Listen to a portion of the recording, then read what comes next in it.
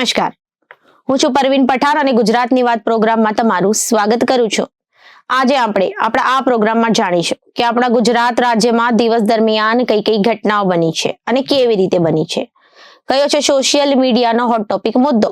તે સમગ્ર જાણકારી વિસ્તારપૂર્વક આપણા આજના આ પ્રોગ્રામમાં આપણે નિહાળીશું. તો ચાલો જાણીએ અને નજર કરીએ શરૂઆતના મુખ્યના વિશેષ સમાચારો પર. દક્ષિણ ગુજરાતમાં ભારે વરસાદની આગાહી. મોડી રાત્રે રાજ્યના અનેક પંથકોમાં વરસાદ વરસ્યો. રોડ રસ્તા પર પાણી ફરી વળ્યા. છેલ્લા 24 કલાકમાં 78 તાલુકામાં વરસાદ. તો બીજી જગ્યાએ સિક્કિમમાં ફસાયેલું રાણા ફેમિલી વતન પહોંચ્યું. 9 સભ્યોએ વડોદરા પહોંચતા કહ્યું 7 દિવસના પ્રવાસે ગયા હતા અને 15 દિવસે પરત ફર્યા છીએ. ચાલી ન શકનારને પણ હિંમત કરી અને બીજી જગ્યાએ સ્વામીના કરતૂત બાદ ગુરુકુળ હોસ્ટેલ ખાલીખમ. ધડાધડ એડમિશન થયા રદ. વિદ્યાર્થીનીએ કહ્યું બોલવાની મનાઈ હતી. ઘણા દિવસ પૂરી રાખ્યા તો બીજી બાજુ રાજ્યવ્યાપી પોલિયો અભિયાન શરૂ કરાયો. ગાંધીનગરથી મુખ્યમંત્રીએ અભિયાનનો પ્રારંભ કરાવ્યો. 0 થી 5 વર્ષના 83.72 લાખ ભૂલકાઓને ટીપા પીવડાવાશે. અને દહેજની ક્લોરાઇડ્સ ઇન્ડિયા અને મહિપાલ કેમિકલ કંપનીના સંચાલક સામે જીપીસીબીની લાલ આંખ. રાજકોટની કરુણ ઘટના બન્યા પછી સરકારી તંત્ર બહાવરું બનીને ફાયર સેફટી પાછળ પાગલ થઈ ગયું છે. પણ જ્યાં ખરેખર માનવીની સલામતી માટે સુરક્ષા કવચની જરૂર છે, ચાલો જાણીએ આપણી સ્પેશિયલ રિપોર્ટમાં.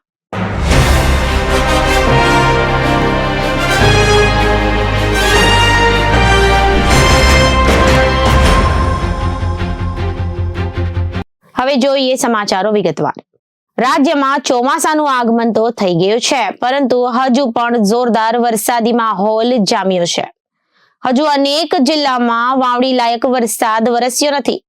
રાજ્યમાં વિધિવત પ્રવેશ્યા બાદ પણ ચોમાસું નવસારીમાં જ અટકેલું છે, જ્યારે રાજ્યના અન્ય જિલ્લાઓમાં છૂટાછવાયો વરસાદ પડી રહ્યો છે. ત્યારે ગત રાત્રે ભાવનગર, અરવલ્લી, છોટાઉદેપુર, હાલોલ સહિતમાં વરસાદ વરસ્યો હતો. તેમજ આજે દક્ષિણ ગુજરાતમાં ભારે વરસાદની આગાહી કરવામાં આવી છે. આ ઉપરાંત આજે રાજ્યમાં સાર્વત્રિક વરસાદની સંભાવના હવામાન વિભાગે વ્યક્ત કરી છે. આજે સવારે 6 વાગ્યે પૂરા થતા 24 કલાકમાં રાજ્યના 78 તાલુકામાં વરસાદ વરસ્યો હતો, જેમાં સૌથી વધુ વરસાદ તાપી જિલ્લામાં નોંધાયો હતો. તાપીના કુકરમુંડામાં 3.25 ઇંચ વરસાદ વરસ્યો હતો. હવામાન વિભાગ દ્વારા આગામી 5 દિવસ ગુજરાત રાજ્યના વિવિધ ભાગોમાં સાર્વત્રિક વરસાદની સંભાવના વ્યક્ત કરી છે, જેના પગલે આજે ગુજરાતના દક્ષિણ ભાગમાં તથા સૌરાષ્ટ્રના કેટલાક જિલ્લાઓમાં મેઘગર્જના સાથે ભારે વરસાદની શક્યતા છે. આ ઉપરાંત છેલ્લા 3 દિવસથી હવામાન વિભાગે ઉત્તર મધ્ય અને દક્ષિણ ગુજરાત સહિત સૌરાષ્ટ્રના કેટલાક ભાગોમાં વરસાદની શક્યતા દર્શાવી છે.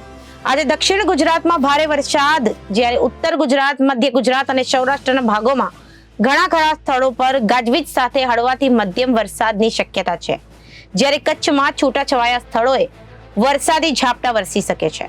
હવામાન વિભાગની સવારના 10 વાગ્યાની આગાહી અનુસાર આગામી 3 કલાક માટે એટલે કે બપોરના 1 વાગ્યા સુધીમાં રાજ્યના વિવિધ જિલ્લાઓમાં હળવાથી મધ્યમ વરસાદની શક્યતાઓ દર્શાવવામાં આવી છે, જેમાં 5 થી 15 મિલીમીટર પ્રતિ કલાક વરસાદ વરસી શકે છે. ઉત્તર ગુજરાતના પાટણ, મહેસાણા, બનાસકાંઠા, સાબરકાંઠા, અરવલ્લી, પંચમહાલ, દાહોદ, મહીસાગર, છોટાઉદેપુર ઉપરાંત મધ્ય ગુજરાતના અમદાવાદ, ગાંધીનગર, ખેડા, આણંદ, વડોદરા, નર્મદા તથા દક્ષિણ ગુજરાતના સુરત, ભરૂચ, વલસાડ, નવસારી, તાપી, ડાંગ, દમણ, દાદરા નગર હવેલી અને સહિતના સૌરાષ્ટ્રના સુરેન્દ્રનગર, અમરેલી, ભાવનગર, ગીર સોમનાથ, બોટાદમાં વરસાદની શક્યતા હવામાન વિભાગે દર્શાવી છે. ભાવનગરમાં મોડી રાત્રે એકાએક જોરદાર વરસાદી ઝાપટું વરસ્યું હતું, જેથી રોડ ઉપર પાણી ફરી વળ્યા હતા. વરસાદના આગમનથી વાતાવરણમાં ઠંડક પ્રસરી હતી. અગાસીમાં સૂવા ગયેલ લોકોની નિંદર પણ બગડી હતી. સતત 2 દિવસથી અસહ્ય ગરમીથી લોકોને મહદઅંશે રાહત મળી હતી. પાવી જેતપુરમાં વાતાવરણમાં પલટો આવ્યા બાદ રાત્રે ધોધમાર વરસાદ વરસ્યો હતો, જેથી વાતાવરણમાં ઠંડક પ્રસરી ગઈ હતી. છોટાઉદેપુરના પાવી જેતપુરની સાથે સાથે બોડેલી, સંખેડા, છોટાઉદેપુરમાં પણ વરસાદ પડ્યો છે. આખો દિવસ વાદળછાયું વાતાવરણ રહ્યા બાદ રાત્રે ધોધમાર વરસાદ વરસ્યો હતો, જેથી ખેડૂતોમાં ખુશી જોવા મળી હતી. હાલોલ નગરમાં રાત્રે ગાજવીજ સાથે ધોધમાર વરસાદ વરસતા અસહ્ય ઉકળાટનો અનુભવ કરી રહેલા નગરજનોને ગરમીમાં આંશિક રાહત મળી છે. દિવસ દરમિયાન ભારે ઉકળાટનો અનુભવ થયો હતો, ત્યારે રાત્રે વાતાવરણમાં બદલાતા ગાજવીજ સાથે મેઘરાજાની પધામણી થઈ હતી. સિઝનનો પહેલો વરસાદ વરસતા નગરજનોને વરસાદની મજા માણી હતી. અરવલ્લી જિલ્લાના માલપુર અને મેઘરજ તાલુકામાં ગત રાત્રિ દરમિયાન પવન અને ગાજવીજ સાથે વરસાદની શરૂઆત થઈ હતી. સાંજથી વાતાવરણ બદલાયું હતું, જેથી મોડી રાત્રે વરસાદમાં પરિવર્તિત થયું હતું. વરસાદ થવાના કારણે ખેડૂતોમાં ખુશી છવાઈ છે. આ વરસાદ માલપુરના સજ્જનપુરા, કંપા, કૃષ્ણાપુર કંપા, ગોવિંદપુર, વણઝારિયામાં જ્યારે મેઘરાજાના લીંબોદરા પંથકમાં પણ વરસાદ ખાબક્યો છે. વરસાદ થતા વાતાવરણમાં ઠંડક પ્રસરી છે. ખેડૂતો વાવેતર કરી શકે એટલો વરસાદ થયો છે. ગાજવીજ સાથે વરસાદ થવાના કારણે ગ્રામ્ય વિસ્તારમાં વીજળી પણ ડૂલ થઈ ગઈ હતી. મોડી રાત્રે તાપી જિલ્લામાં અલગ અલગ વિસ્તારોમાં ધોધમાર વરસાદ વરસ્યો હતો. વરસાદને પગલે વાતાવરણમાં ઠંડક પ્રસરી ગઈ હતી. છેલ્લા 24 કલાક દરમિયાન તાપી જિલ્લામાં પડેલ વરસાદના આંકડા પર નજર કરીએ તો વાલોડમાં 6 મિલીમીટર, નિઝરમાં 55 મિલીમીટર, કુકરમુંડામાં 79 મિલીમીટર, ઉચ્છલમાં 4 મિલીમીટર, સોનગઢમાં 7 મિલીમીટર, વ્યારામાં 63 મિલીમીટર, ડોલવણમાં 18 મિલીમીટર વરસાદ વરસ્યો હતો. હાલ વરસાદ બંધ છે. શનિવારની સાંજે મહીસાગર જિલ્લાના વાતાવરણમાં એકાએક પલટો આવ્યો હતો. હવામાન વિભાગના આગાહી નિષ્ણાતો દ્વારા જે પ્રકારે આગાહી કરવામાં આવી છે તેને લઈ મહીસાગર જિલ્લામાં વરસાદની શરૂઆત થઈ હતી. છેલ્લા કેટલાક દિવસોથી અસહ્ય ઉકળાટ અને બફારા વચ્ચે જિલ્લામાં વરસાદ થતા વાતાવરણમાં ઠંડક પ્રસરી ગઈ હતી. મહીસાગર જિલ્લામાં આવેલ ગુજરાત રાજસ્થાન બોર્ડર વિસ્તારના ગામોમાં વરસાદની શરૂઆત થઈ છે, જેમાં કડાળા તાલુકાના ડીટવાસ, પૂનાવાડા બોર્ડર, ગોધર જોગણ સહિતના વિસ્તારોમાં ધીમી ધારે વરસાદની શરૂઆત થઈ હતી. વરસાદ વરસતા ધરતીપુત્રોમાં ખુશી જોવા મળી રહી છે. બીજી તરફ ઉકળાટ બફારાથી પરેશાન થયેલા લોકોને પણ ગરમીથી આંશિક રાહત મળી છે. વડોદરાના રાણા પરિવારના 9 સભ્યો 7 જૂનના રોજ સિક્કિમ પ્રવાસે ગયા હતા. તેઓ અમદાવાદથી બાગડોગરા ફ્લાઇટ દ્વારા પહોંચ્યા હતા. શરૂઆતના દિવસોમાં પ્રવાસ ખૂબ સારો રહ્યો હતો અને ઘરે પરત ફરવાના એક દિવસ અગાઉ જ સિક્કિમમાં ભારે વરસાદને કારણે અનેક જગ્યાએ ભૂસ્ખલન અને પૂરમાં સેંકડો મકાનો અને અનેક રસ્તાઓ ધોવાઈ ગયા હતા, જેમાં વડોદરાના રાણા પરિવારના 9 લોકો ફસાયા હતા અને 3 દિવસ સુધી પરિવારથી સંપર્ક વિહોણા રહ્યા હતા. બાદમાં તેઓ 7 દિવસ સુધી ફસાયેલા રહ્યા અને રોડ માર્ગે રેસ્ક્યુ કરી આજે 15 દિવસે 99 સભ્યો ઘરે પરત ફરતા હાશકારો અનુભવ્યો છે. આ અંગે રવીશ રાણાએ જણાવ્યું હતું કે અમારો સિક્કિમ જવાનો પ્લાન હતો અને પરિવારમાંથી 9 સભ્યો ગયા હતા. 7 તારીખે અમે અહીંયાથી નીકળ્યા હતા અને બધું જ બરાબર ચાલી રહ્યું હતું અને છેલ્લે એક સિક્કિમના લાચુંગમાં હિલ સ્ટેશન પર અમારી ટ્રીપ હતી. અમે ત્યાં પહોંચ્યા હતા અને ખૂબ સારી રીતે ત્યાં ફર્યા હતા. ત્યારબાદ 13 તારીખે બપોરે રિટર્ન આવવાનું હતું ત્યારે જાણવા મળ્યું કે આગળ એક બ્રિજ હતો તે તૂટી ગયો છે. અમે જે દિવસે ત્યાં પહોંચ્યા હતા ત્યાં ભયંકર વરસાદ પડ્યો હતો, જેના કારણે બ્રિજ તૂટી ગયો હતો અને અમુક જગ્યાએ ભૂસ્ખલન પણ થયું હતું, જેના કારણે રસ્તો બ્લોક થઈ ગયો હતો. વધુમાં તેમણે જણાવ્યું હતું બપોરે અમારે નીકળવાનું હતું અને જમ્યા બાદ ખબર પડી કે હવે નીકળી શકાશે નહીં.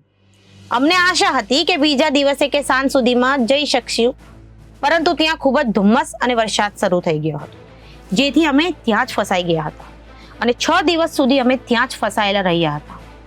ગવર્મેન્ટ આર્મી, સ્થાનિક પોલીસ સહિત ત્યાંના રહીશોને ખૂબ જ સપોર્ટ રહ્યો છે.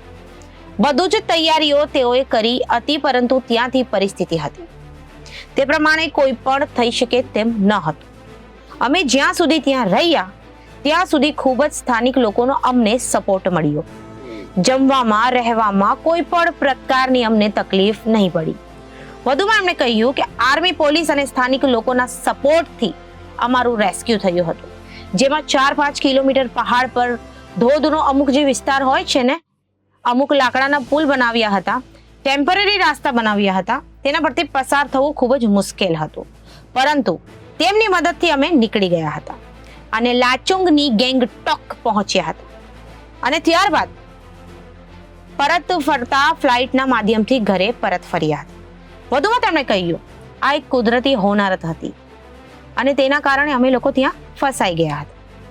અરે, લાયસન્સની ટિકિટ નોન રિફંડેબલ હતી, પરંતુ આ કુદરતી ઘટના બની હતી. ત્યારે અમારી ડિમાન્ડ છે કે તે એરલાઇન્સ અંગે રિફંડ આપે તે માટે રજૂઆત કરી છે અને ટ્રાવેલ્સ એજન્સીએ પણ કરી છે. આ એક વ્યક્તિનો પ્રશ્ન હતો કે 1500 લોકોનો સવાલ છે. અમે ફસાયા અને સંપર્ક તૂટ્યો હતો, પરંતુ ખૂબ સારા સપોર્ટથી અમે પરત કર્યા છે. મારી સામે પડકાર હતો કે 3 પરિવારના 61 સભ્યો 61 વર્ષના હતા અને 3 વર્ષની એક દીકરી હતી. ત્યાં ચાલવાનું થયું હતું, રસ્તા તૂટેલા હતા, બ્રિજ પર રસ્તા તૂટેલા હતા, બાજુમાં ખાઈ હતી, એક તરફ ધોધ ચાલતો હતો, કેટલીક જગ્યાએ ધોધ ક્રોસ કરીને જવાનું થાય. આર્મીના જવાનોના લાકડાના હાથ પકડીને ચાલી શકાય તેવા નાના નાના બ્રિજ પરથી પસાર થવું ખૂબ મુશ્કેલ હતું. જે ન હતા ચાલી શકતા તેઓએ પણ પરત આવવા માટે હિંમત કરી અને પરત ફર્યા. આ અંગે 54 વર્ષીય અશોક રાણાએ જણાવ્યું કે અમારો સંપર્ક તૂટવાથી અમે થોડા ગભરાઈ ગયા હતા. 3-4 દિવસ ટાવર ન આવો અને ભીડ હોવાથી દિવસો પસાર થઈ ગયા હતા. જ્યારે પણ નેટવર્ક મળ્યું ત્યારે પરિવારના સભ્યોને સંપર્ક કરવાનો પ્રયાસ કર્યો. અન્ય વ્યક્તિના સંપર્ક દ્વારા વાતચીત કરતા હતા અને તેમને ત્યાંના લોકોનો ખૂબ સારો સપોર્ટ મળ્યો અને નેટવર્ક પણ સારું મળ્યું. જમવાની, સૂવાની, બ્રેકફાસ્ટ માટે ખૂબ જ સરસ વ્યવસ્થા કરી આપી હતી અને ખૂબ જ સારો સપોર્ટ પણ કર્યો હતો. તો આ અંગે 64 વર્ષીય કલાવતીબેન રાણાએ જણાવ્યું હતું કે અમને ખૂબ સપોર્ટ રહ્યો, જેમાં પોલીસ, આર્મી, ફોરેસ્ટ અને સ્થાનિક લોકોનો, જ્યાં સુધી સિનિયર સિટીઝન લોકોને જ્યાં સુધી હાથ પકડીને અને અન્ય વ્યક્તિને પકડે ના ત્યાં સુધી છોડતા ન હતા. જ્યાં સુધી તેઓને લાગે કે હવે તે સેફટીથી જઈ શકે છે ત્યારે તેઓ તેમના હાથ છોડતા હતા. ત્યાં રસ્તાઓ ખૂબ જ કઠિન હતા અને આવી અચાનક સ્થિતિ ઊભી થઈ ગઈ. આમ તો અમારો પ્રવાસ પૂર્ણ થવા આવ્યો જ હતો, પરંતુ ઘરે પરત ફરવાના આગલા દિવસે જ આ સમસ્યા ઊભી થઈ ગઈ હતી.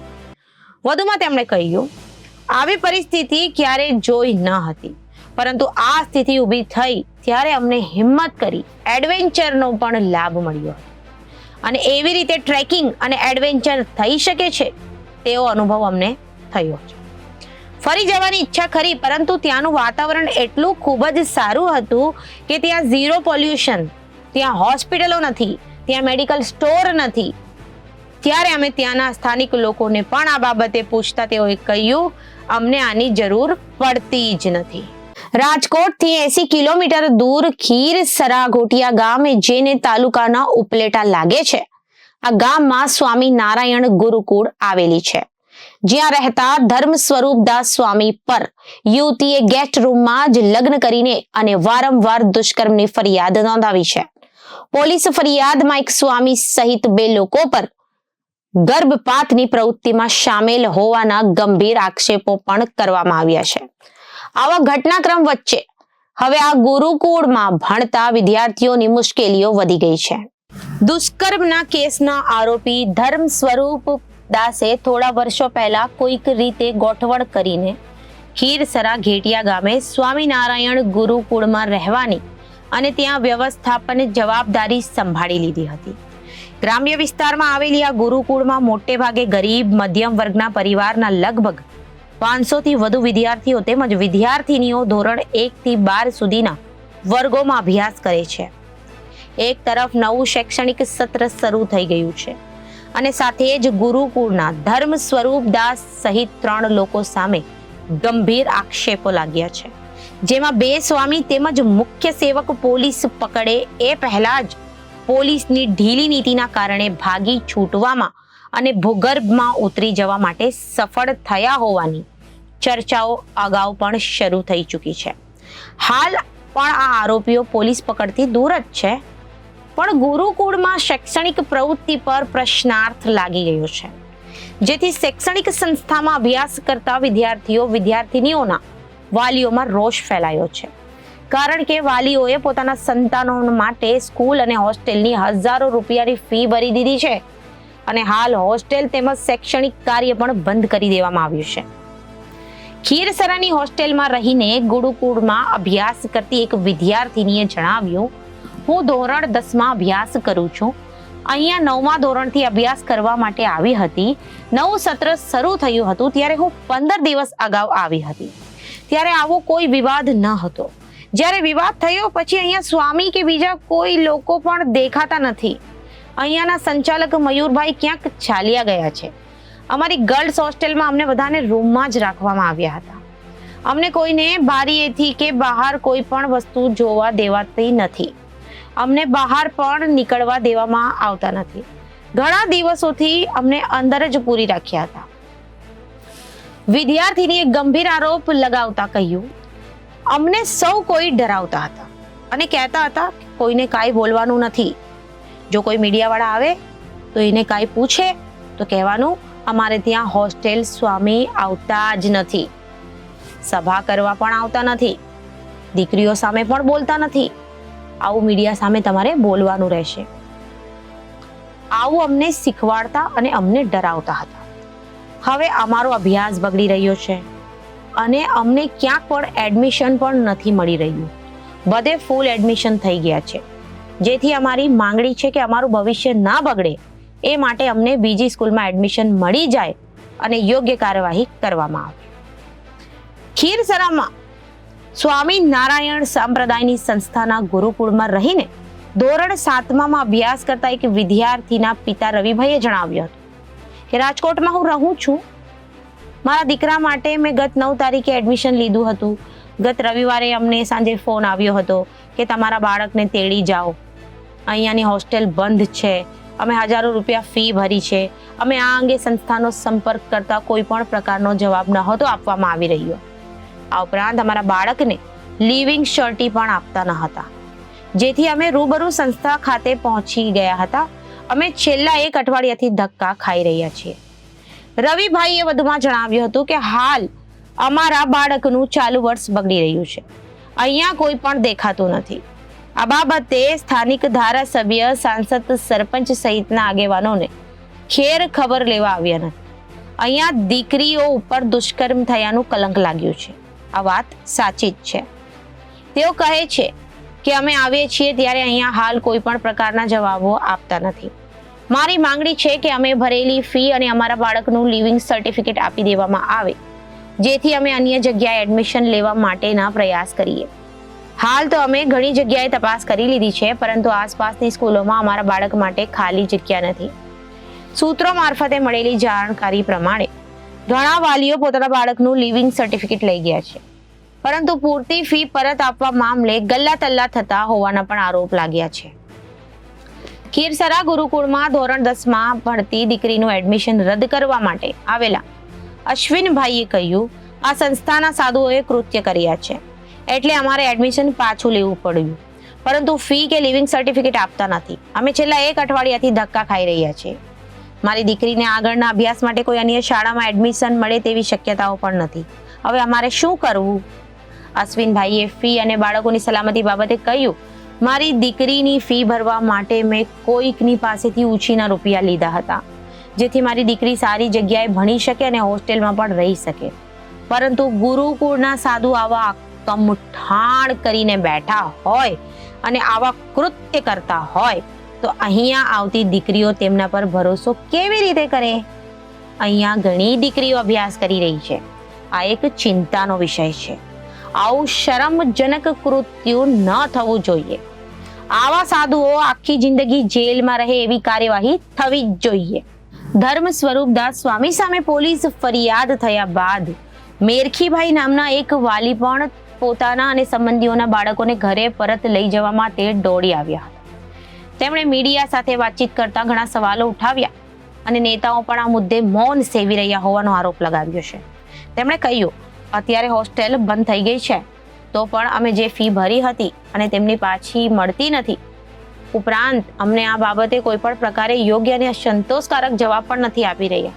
અમારી માંગણીઓ છે કે આ વિસ્તારના ધારાસભ્ય, સાંસદ સભ્ય અમારી મુલાકાત લઈ અમારા સૌ કોઈની વ્યથા અને પરિસ્થિતિથી અવગત થાય, અમારા દીકરા દીકરીઓને એડમિશન કરાવવા માટે અમને મદદ કરે, આ સંસ્થામાંથી અમારી ફી પાછી અપડાવે.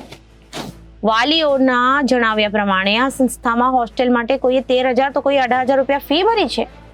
આ ઉપરાંત વાલીઓ પોતાના સંતાનોના શિક્ષણ માટે 20-25,000 રૂપિયા ખીરસરા ગોટિયા ગામની સ્વામિનારાયણ સંપ્રદાયના સંતો સંચાલિત શૈક્ષણિક સંસ્થામાં ફી પેટે આપ્યા છે.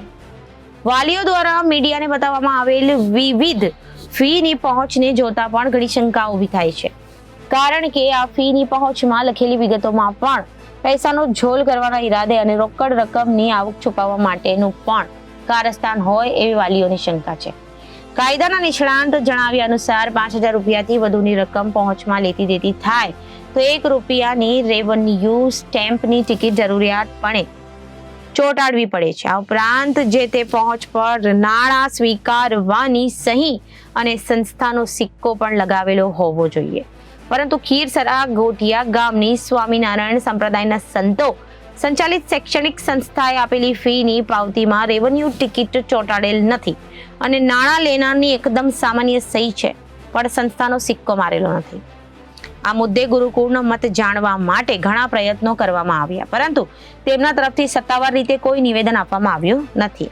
જોકે સૂત્રો તરફથી મળેલી માહિતી પ્રમાણે વિવાદ મોટો થાય અને પરિસ્થિતિ નિયંત્રણની બહાર ચાલી જાય એ પહેલા જ કેટલાક વિદ્યાર્થીઓના લિવિંગ સર્ટિફિકેટ અને મહદઅંશે ફી પરત આપી દેવામાં આવી છે. તેમ છતાં અંદાજે 500 થી વધુ વિદ્યાર્થીઓ ચાલુ શૈક્ષણિક સત્રમાં ક્યાં અભ્યાસ કરશે એ સવાલનો સચોટ જવાબ હજુ સુધી મળતો દેખાતો નથી. કેટલાક તત્વોના કારતૂતના કારણે અન્ય ઘણા લોકોને નીચું જોવાનો વારો આવ્યો છે. આ ગુરુકુળમાં રહેતા ધર્મ સ્વરૂપદાસ સ્વામી વિરુદ્ધ રાજકોટની યુવતીએ પોલીસ સમક્ષ ઘણા ચોંકાવનારા પ્રકરણ ઉજાગર કર્યા છે, પરંતુ પોતાની ફરિયાદ પોલીસ ચોપડે નોંધાવવામાં પણ યુવતીને ફાંફા પડી ગયા હોવાની જાણકારી સૂત્રો દ્વારા મળી છે. કેટલાક દિવસો પૂર્વે રાજકોટના મહિલા પોલીસ સ્ટેશન એક યુવતી પહોંચી હતી. 30 વર્ષની યુવતીએ પહેલી મૂંઝવણ તો એ હતી કે પોતે જ્યાં ભોગ બની છે એ વિસ્તારના પોલીસ કર્મી તેણીની ફરિયાદ નથી લઈ રહ્યા. આખરે રાજકોટ મહિલા પોલીસે તેણીની ફરિયાદ સાંભળી અને યુવતીએ એક બાદ એક જે ખુલાસા કર્યા, જે ચોંકાવનારા ખુલાસા હતા. ઉચ્ચ અધિકારીઓની કેસની ગંભીરતા સમજાય એટલે શરૂઆતમાં 0 FIR નોંધી અને ત્યારબાદ રાજકોટ ગ્રામ્ય વિસ્તાર અંતર્ગત આવતા ભાયાવદર પોલીસ સ્ટેશને કેસ સોંપી દેવામાં આવ્યો છે. ધર્મ સ્વરૂપદાસ પર લગાવેલા ગંભીર આરોપોના પ્રકરણની શરૂઆત આજથી 3.5 વર્ષ પૂર્વે થઈ હતી. પોતાની સાથે થયેલા કૃત્ય બાબતે પીડિત યુવતીએ પોલીસને જાણકારી આપી કે 25 ડિસેમ્બર 2020ના રોજ મને ધર્મ સ્વરૂપદાસ સ્વામીએ ફેસબુકમાં ફ્રેન્ડ રિક્વેસ્ટ મોકલી હતી. મેં તેમની પ્રોફાઇલ જોઈ રિક્વેસ્ટ એક્સેપ્ટ કરી હતી. ત્યારબાદ ધર્મ સ્વરૂપદાસ સ્વામીએ મારી સાથે ફેસબુક અને વોટ્સએપ પર વાતચીત શરૂ કરી. અમારી વચ્ચે મિત્રતા થઈ હતી. ફરિયાદી યુવતીએ પોલીસને જણાવ્યું, સોશિયલ મીડિયાના માધ્યમથી ધર્મ સ્વરૂપદાસ સ્વામીએ ચેટ કર્યા બાદ તેમણે મને રૂબરૂ મળવા બોલાવી હતી. એટલું હું ફેબ્રુઆરીમાં સ્વામીને મળવા માટે ખીરસરા ગામે ગઈ હતી. ત્યારે હું અરણી ગામના બસ સ્ટેશન પર ઉતરતા મયુર કસોદરિયા મને લેવા આવ્યો હતો. મયુરને ધર્મ સ્વરૂપ સ્વામીએ મોકલ્યો હતો. મયુર અને બસ સ્ટેન્ડથી ગુરુકુળમાં લઈ ગયો અને મને પહેલાથી ધર્મ સ્વરૂપદાસ સ્વામીએ કહ્યું હતું કે ગુરુકુળમાં ગેસ્ટ રૂમ છે તો તમે ત્યાં જ રહેજો, હું તમને ત્યાં જ મળીશ. ગુરુકુળમાં 3જા માળે ગેસ્ટ રૂમ છે. યુવતીએ કહ્યું, હું ગેસ્ટ રૂમમાં ગઈ ત્યારે ધર્મદાસ સ્વરૂપ સ્વામી ત્યાં હાજર જ હતા. તેઓ મારી સાથે વાતો કરવા લાગ્યા અને મને આશ્વાસન આપ્યું. ખોટી હમદર્દી બતાવીને ભેટી પડ્યા હતા. તેમણે મને વિભિન્ન હરકતો કરવાની કોશિશ કરતા મેં તેનો પ્રતિકાર કર્યો. ત્યારબાદ તેમણે મારી સાથે લગ્નની વાત કરી હતી. પોલીસ સમક્ષ યુવતીએ દાવો કર્યો છે કે ધર્મ સ્વરૂપદાસ સ્વામીએ મને છેતરીને ખોટી રીતે મારી સાથે ત્યાં ગેસ્ટ રૂમમાં જ લગ્ન કર્યા. પછી મને કહ્યું કે હવે હું તારો કાયદેસરનો પતિ કહેવાઉં છું, જેથી હવે તારા ઉપર મારો હક છે. એ રાતે ધર્મ સ્વરૂપદાસ સ્વામીએ મારી ઈચ્છા વિરુદ્ધ મારી સાથે પારણે શરીર સંબંધ બાંધ્યો અને મને કહ્યું કે આપણા લગ્ન થઈ ગયા છે, એ વાત તું કોઈને કહેતી નહીં. આપણે સમાજમાં કાયદેસર લગ્ન ન કરી શકીએ, આપણે સાદું સાધ્વી થઈને સાથે રહેવાનું છે. યુવતીએ આગળનો ઘટનાક્રમ જણાવતા કહ્યું, સવારના 5 વાગે હું ગુરુકુળથી બસ સ્ટેશને ગઈ અને બસમાં રાજકોટ મારા ઘરે પરત ફરી હતી. આ વાત ઘરે મેં કોઈને કરી ન હતી. ત્યારબાદ હું અઠવાડિયાના સમયગાળામાં 2 વખત સ્વામીને મળવા માટે ગઈ. સ્વામીએ મને લલચાવી કહ્યું, સેવા ચાકરી કરવાની છે. આ વખતે મારે ધર્મ સ્વરૂપ સ્વામી સાથે સાધ્વી તથા બાબતેની વાતચીત થઈ હતી. સાધ્વી બનવા વિશે મેં ઘરે જઈને મારા પરિવારને જાણકારી આપી. ત્યારબાદ હનુમાન જયંતિના દિવસે હું અને મારા પરિવારજનો ખીરસરા ગામે પહોંચ્યા અને ત્યાં સ્વામીને મળી સાધ્વી તથા તે અંગેની વાતચીત કરી હતી. ધર્મ સ્વરૂપદાસ સ્વામીએ મને કંઠી પહેરાવી અને દીક્ષા આપી હતી. દીક્ષા બાદ ખીરસરાથી ટીમડી ગામમાં આવેલી ગર્લ્સ હોસ્ટેલમાં મને એક રૂમ આપ્યો હતો, જ્યાં હું રોકાઈ હતી. પીડિતાએ ફરિયાદમાં લખાવ્યો. બીજે દિવસે સવારે મેં હોસ્ટેલના સંચાલકને કહ્યું, મારો પરિવાર ખીરસરા ગુરુકુળમાં રોકાયેલો છે, તો હું છેલ્લી વાર તેમને મળવા માંગુ છું. આ બહાનું બતાવવા મને સ્વામીએ કહ્યું હતું. પછી મયુર કસોદરિયા મને ખીરસરા ગુરુકુળ મૂકવા આવ્યો. એ મારા વિશે બધું જ જાણતો હતો. હું સ્વામીને મળી અને ત્યાં જ રાત રોકાઈ હતી. ત્યારે ધર્મ સ્વરૂપદાસ સ્વામીએ દિવસના તેમજ રાત્રિના એમ કુલ 5 વાર મારી સાથે મારી ઈચ્છા વિરુદ્ધ શરીર સંબંધ બાંધ્યો હતો. ત્યારબાદ થોડા દિવસ બાદ મને ગર્ભ રહી ગયાની જાણ થઈ હતી. મેં સ્વામીને આ વાત કરી, જેથી તેમણે મયુર કસોદરિયાને સાથે પ્રેગ્નન્સી ટેસ્ટ કિટ મોકલાવી, જેમાં ચેક કરતા હું પ્રેગ્નન્ટ હોવાનું સામે આવ્યું. સ્વામીએ ગર્ભપાત થવા અંગેની દવા મયુર સાથે મોકલાવી. મને કહ્યું, આ દવા ખાઈ જજે. મેં સ્વામીના કહેવાથી દવા ખાધી હતી અને મારો ગર્ભ પડી ગયો હતો. મોટા સ્વામી નારાયણ સ્વરૂપદાસે ધમકી આપી હોવાનો પીડિતાનો પણ દાવો છે. ઘટના બાદ મને ભુજ ખાતે સાધ્વીની ટ્રેનિંગ માટે મોકલી હતી. ત્યારબાદ ભુજ ટ્રેનિંગ પૂરી કરી હળવદ ટ્રેનિંગમાં મોકલી હતી. ત્યાં ટ્રેનિંગ પૂરી કરી હું પાછી ટીમડી આવી હતી. આ સમયગાળા દરમિયાન મારે સ્વામી સાથે મતભેદ થયો હતો. તેમણે મને સમજાવ્યું હતું, તારી સાથે કંઈ ખોટું કર્યું નથી, હું તને સારી રીતે જ રાખું છું, પરંતુ માની નહીં રહી તું. હવે સ્વામી નારાયણ સ્વરૂપદાસને આ સમગ્ર બનાવની વાત કરી હતી, જે બાબતની જાણ સ્વામીને અગાઉથી જ હતી અને બાદમાં હોસ્ટેલ સંચાલક મયુર, મોટો સ્વામી નારાયણ સ્વરૂપદાસ અને ધર્મદાસ સ્વરૂપ સ્વામી તથા ત્રણેય મને ધમકાવીને કહ્યું, તું આ વાત કોઈને કહેતી કરીશ તો અમે તને જોઈ લઈશું, તને સમાજમાં બદનામ કરી નાખીશું, તને જીવવા નહીં દઈશું. પોલીસ સમક્ષ પીડિતાએ આરોપ લગાવ્યા છે કે આ લોકો વાતને દબાવવા માંગતા હતા, જેથી એનકેન પ્રકરણે મને ડરાવી ધમકાવીને ચૂપ કરાવી હતી. બાદ હું 10 દિવસ પછી રાજકોટ મારા ઘરે આવી રહી હતી અને આ સમગ્ર બનાવની વાત મેં મારી માતાને કરી.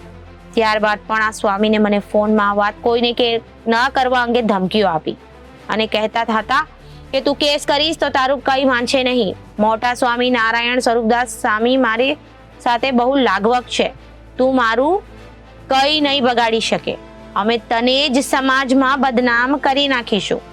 આવી ધમકીઓ ફોનમાં મને આપતા હતા.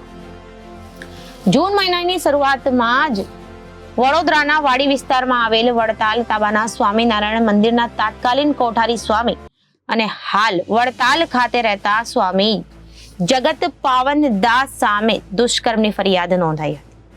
આ ઘટના 8 વર્ષ જૂની હોવાના દાવા સાથે થયેલા પોલીસ ફરિયાદમાં લખ્યું છે કે ભોગ બનેલી યુવતી સગીર અવસ્થામાં હતી, ત્યારે પરિવાર સાથે મંદિરે દર્શન જતી હતી. ત્યારે સમયના કોઠારી સ્વામી જગત પાવન દાસે પિતાના ફોન નંબર મેળવી ગિફ્ટ આપવાના બહાને સગીરાને 10 સપ્ટેમ્બર 2016 રોજ બોલાવી મંદિરની નીચેના રૂમમાં લઈ ગયા અને રૂમમાં બંધ કરી દીધો. ત્યારબાદ દુષ્કર્મ ગુજાર્યું હતું અને કોઈને કહીશ તો પરિવારને ખતમ કરી નાખવાની ધમકી પણ આપી હતી. બાદમાં જો હું કહું તેમ નહીં કરે તો હું આત્મહત્યા કરી લઈશ એવી ધમકી પણ આપી હતી. હાલમાં પીડિત 23 વર્ષની છે અને તેણે વાડી પોલીસ મથકે દુષ્કર્મની ફરિયાદ નોંધાવી છે. આ ઉપરાંત થોડા દિવસ પૂર્વે જ 2 વિડીયો વાયરલ થયા હતા, જેમાં એક વિડીયો વડતાલ સ્વામિનારાયણ મંદિરના સ્વામી સત્ય સ્વરૂપનો હોવાનો દાવો થયો હતો. વાયરલ વિડીયોમાં એક છોકરા સાથે તેઓ આપત્તિજનક સ્થિતિમાં જોવા મળ્યા હતા. તે ચર્ચાએ જોર પકડ્યું હતું. વડતાલ બાદ ગઠડાના એક સંતના નામે પણ વિવિધ વિડીયો વાયરલ થયો છે. વાયરલ વિડીયો ગઠડાના ભગવત પ્રસાદ દાસજી નામના સાધુના હોવાના દાવા સાથે સામે આવ્યો છે, જેમાં દેખાતી વ્યક્તિ એક સંત સાથે શારીરિક સંબંધ બાંધતા હોવાની ચર્ચા છે. જો કે વડતાલ અને ગઠડાના સંતોના નામે થયેલા વિડીયોની ખારાઈ થઈ નથી. મુખ્યમંત્રી ભૂપેન્દ્ર પટેલે બાળ લકવા નાબૂદી અભિયાન 2024 અન્વયે નેશનલ ઇમ્યુનાઇઝેશન ડે 23 જૂન અંતર્ગત રાજ્યવ્યાપી પોલિયો વિરોધી રસીકરણનો ગાંધીનગરથી પ્રારંભ કરાવ્યો. રાજ્યના આરોગ્ય વિભાગ દ્વારા અભિયાન અંતર્ગત 0 થી 5 વર્ષની વયના જૂથના 83,72,000 થી વધુ ભૂલકાઓને આવરી લેવાનું આયોજન છે. આ હેતુસર 1,33,956 આરોગ્ય કર્મીઓ સેવારત રહીને રાજ્યના 33,489 પોલિયો બૂથ પરથી બાળકોને ટીપા પીવડાવવાની કામગીરીમાં જોડાશે. આજે મુખ્યમંત્રી ભૂપેન્દ્ર પટેલે બાળ લકવા નાબૂદી અભિયાન 2024 અન્વયે નેશનલ ઇમ્યુનાઇઝેશન ડે 23 જૂન અંતર્ગત રાજ્યવ્યાપી પોલિયો વિરોધી રસીકરણનો ગાંધીનગરથી પ્રારંભ કરાવ્યો હતો. રાજ્યના આરોગ્ય વિભાગ દ્વારા અભિયાન અંતર્ગત 0 થી 5 વર્ષની વયના 83,72,000 થી વધુ ભૂલકાઓને આવરી લેવાનું આયોજન છે. સમગ્ર રાજ્યમાં 23 જૂન 2024 ના રવિવારને પોલિયો રવિવાર તરીકે મનાવી આ ઝુંબેશ હાથ ધરવામાં આવી છે. તારીખ 24 અને 25 જૂનના દિવસે આરોગ્ય કર્મીઓ હાઉસ ટુ હાઉસ કરીને 0 થી 50 વર્ષના ભૂલકાઓને પોલિયો ટીપા પીવડાવશે. મુખ્યમંત્રી ભૂપેન્દ્ર પટેલે મંત્રી નિવાસ સંકુલના કોમ્યુનિટી સેન્ટરમાં ભૂલકાઓને પોલિયો રસીના ટીપા પીવડાવી અભિયાનનો પ્રારંભ કર્યો હતો અને પ્રતિકારાત્મક પ્રારંભ થયો હતો. આ અવસરે ગાંધીનગરના મેયર મીરાબેન પટેલ, આરોગ્ય અગ્ર સચિવ ધનંજય ત્રિવેદી અને ભૂલકાઓના માતા પિતા તેમજ આરોગ્ય અધિકારીઓ પણ ઉપસ્થિત રહ્યા હતા. રાજકોટની કરુણ ઘટના બન્યા બાદ સરકારી તંત્ર બહાવરું બનીને ફાયર સેફટી પાછળ પાગલ થઈ ગયું છે. પણ જ્યાં ખરેખર માનવીની સલામતીની માટે સુરક્ષા અને કવચની જરૂર છે ત્યાં તદ્દન ઉપેક્ષા સેવાય છે. આ વાત રાજ્યના ઔદ્યોગિક ક્ષેત્રની છે. કેમિકલ હબ મનાતા ભરૂચના અંકલેશ્વર અને દહેજની અનેક ફેક્ટરીઓ એવી છે જેના માલિકો સેફટીના કાયદાનું કચુંબર કરીને રોજ ખાઈ જાય છે. જો કે એક જાગૃત નાગરિકની ફરિયાદને ધ્યાનમાં લઈને આજે જીપીસીબી એક માલિકની 2 કેમિકલ કંપનીઓને જીપીસીબીના નીતિ નિયમ મુજબ નહીં જાળવવા બદલ નોટિસ ફટકારવામાં આવી છે. દહેજ ઔદ્યોગિક વિસ્તારમાં આવેલ ક્લોરાઇડ્સ ઇન્ડિયા કંપનીની અને મહિપાલ કેમિકલ કંપનીના સંચાલકો કંપનીમાં કેમિકલ યુક્ત પદાર્થો તેમજ જ્વલનશીલ કેમિકલ ખુલ્લેઆમ કંપનીના પ્લોટમાં બહાર મૂકવામાં આવ્યું છે.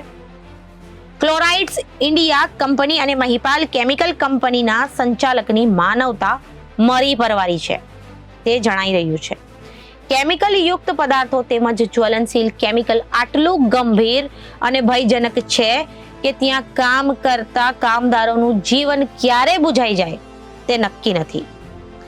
કંપની સંચાલક એટલા બેજવાબદાર છે કે કામદારોને સેફટી શૂઝ, માસ્ક, ગ્લવ્સ અને હેલ્મેટ વગર કામ કરાવી રહ્યા છે. આ કંપનીઓ દ્વારા કામદારોનું શરેઆમ શોષણ કરવામાં આવી રહ્યું છે. અહીં જોતા સ્પષ્ટપણે માલુમ પડે છે કે કંપની સંચાલકો કંપનીમાં કામ કરતા કામદારોના જીવ જોખમમાં મૂકી રહ્યા છે.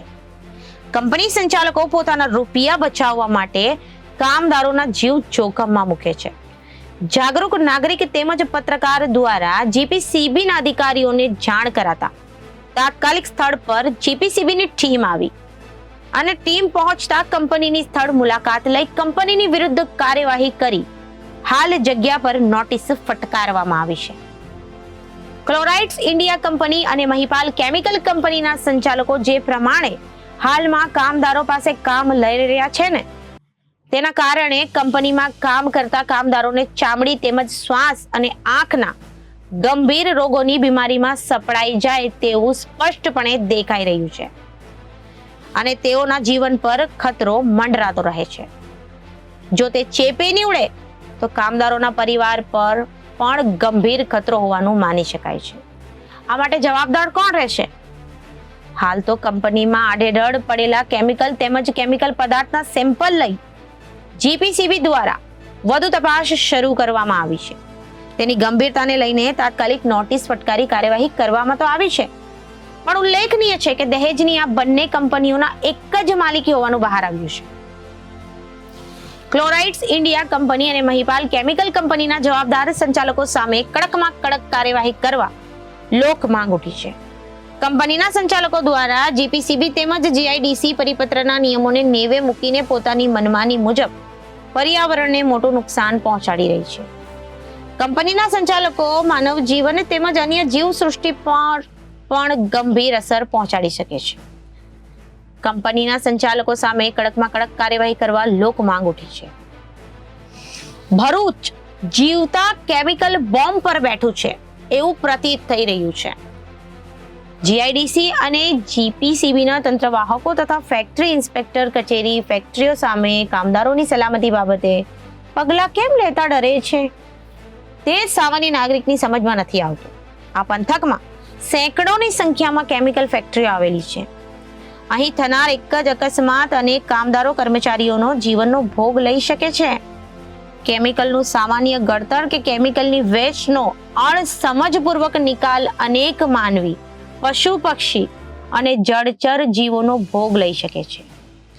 આ સંજોગોમાં સ્કૂલોને સેફટીના ધોરણે માટે દંડ કરતા અધિકારીઓ અને જવાબદાર તંત્ર આ તરફ પણ ધ્યાન આપે તે અત્યંત જરૂરી છે. કેમિકલના ઉકરડામાં કામદારો માત્ર ચપ્પલભેર કામ કરતા હતા. જે 2 કંપનીઓને નોટિસ આપવામાં આવી છે તે કંપનીઓ કેમિકલ કંપનીઓ છે, પણ તેના ઉત્પાદનોનો કાચો માલ શેડની બહાર પડેલો જણાયો. પવનમાં કેમિકલનો ડસ્ટ હવામાં ઉડતો હતો. આવામાં કામદારો કોઈ પણ ગમશૂઝ સિવાય, માસ્ક કે ગ્લવ્સ પહેર્યા સિવાય કેમ કામ કરતા હશે? તેઓ કેમિકલના ઉકરડામાં માત્ર ચપ્પલ કે સ્લીપર પહેરીને જ ફરતા દેખાય છે. સલામતીના ધારના ધોરણે ભરૂચમાં આટલી ઉપેક્ષા કેમ છે? ભરૂચ પંથકની ઔદ્યોગિક વસાહતોમાં વારંવાર અકસ્માતો સર્જાતા રહે છે. ક્યારેક તેમાં શ્રમિકોની જાનહાનિ પણ થાય છે. થોડા સમય માટે તંત્ર સળવળે છે અને ફરી ઘેરી નિદ્રામાં સરી જાય છે. કોઈ ફેક્ટરીમાં સુરક્ષાના સાધનો વગર કામ કરતા કામદારોની તસવીરો મીડિયામાં પ્રસિદ્ધ થાય છે, છતાં ફેક્ટરી ઇન્સ્પેક્ટર પોતાની એસી ચેમ્બર છોડતા નથી. કેમિકલ વેસ્ટનો નિકાલ ખાડીઓમાં ખુલ્લેઆમ કરાય છે.